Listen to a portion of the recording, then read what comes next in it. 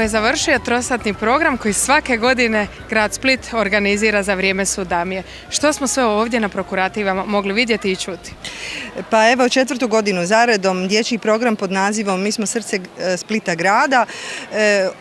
Dobro ste rekli, organizira grad Split, ali grad Split u suradnji sa zajednicom tehničke kulture, sa agencijom Apostrof i evo Mirela je bila tu u ulozi voditelja programa na pozornici.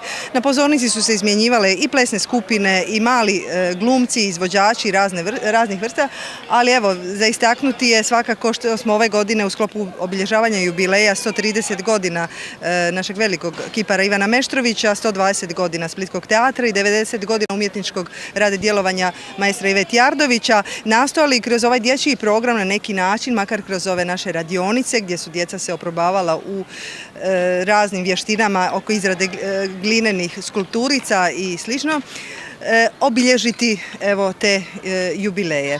Nadam se da su najprije djeca i onda svi oni koji su pohodili današnji program bili zadovoljni jer zaista je bilo za svako po nešto. Mirela, ti si bila zadužena za ovaj prekrasni glazbeni dio, za ovu pozornicu. Šta smo sve mogli vidjeti na ovoj bini? Ovo je program koji je tradicionalno grad organizira pod nazivom Mi smo srce Splita grada. Ove godine je trajao 3 sata i u programu smo na neki način se dotakli mjuzikla zbog toga što ove godine pored obljetnice Meštrovića i pored obljetnice Tijardovića je i 120 godina teatra, pa kad smo slagali program onda smo zapravo zaključili da bismo htjeli pokazati kako djeca plešu ili pjevaju na teme mjuzikla, pa smo tu onda slušali i Fantom u operi i Jalta, ali su djeca plesala i Footloose i ne znam, Groznica subotnje večer i stvarno tu svega bilo Lion King i tako dalje. Nastupili su plesni klubovi Noa, Talent Studio M, Abba the Kids, Dječji vrtić Agava sa Bačevica. Oni su izveli stare splitske priče, Mara Krpašinka i Šporki Roko. Music Talents je bio s nama danas tu. Jel se zna koliko je uopće djece danas nastupalo ovdje na ovoj bini? 100, 150... a negdje do 400 djece je bilo ovdje danas, na pozornici se izmijenilo kroz ne znam koliko koreografija i bilo je toplo, sunce pa smo bili grintavi, pogotovo zadnji sat vremena rekli smo da je vruća, da je padala kiša da bi grintali, ali to smo mi Splićani.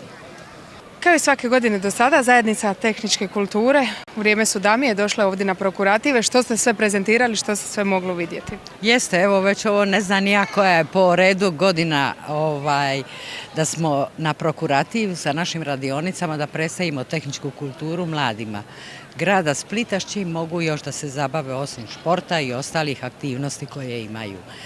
Međutim, ova godina iskreno, evo ja ću reći, nije mi baš sjela. Čini mi se da bi 2 dana trebalo napraviti, svirka 1 dan, a radionice drugi dan. Ja znam da je vrijeme i da smo mi narod od kruha i igara, ali treba nešto i raditi. Tako da smo bili zapostavljeni velikom grupom, na koncu konca i ovaj prostor je postao premali za toliko ljudi, jer je stvarno jako bilo puno ljudi, a tada ne dolaze do izražaja sve aktivnosti koje se ovdje volonteri trude da naprave. Ja se nadam sljedeće godine da ćemo biti u posebnom programu radionice, a ja pozdravljam glazbu i ples, fantastično je, ali možda neki drugi dan, iza našega. Koje su sve radionice danas bile? Pa trebale su biti radionice robotike, imali smo prekrasne robote, a to je djelo naših mladih iz našeg Centra tehničke kulture KMAN i Kluba mladih tehničara u Elektrotehničkoj školi Split, srednjoj elektrotehničkoj. Žao mi je što nije bilo više interesa, ali nije se moglo od ljudi jer je tu bilo prepuno.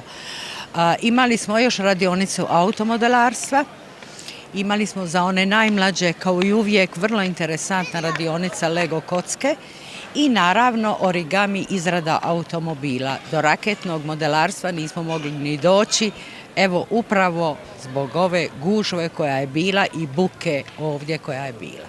I ja se nadam sljedeće godine da će radionice ponovno biti one prave koje su bile i prošlih godina sa izložbama, da ćemo imati više prostora.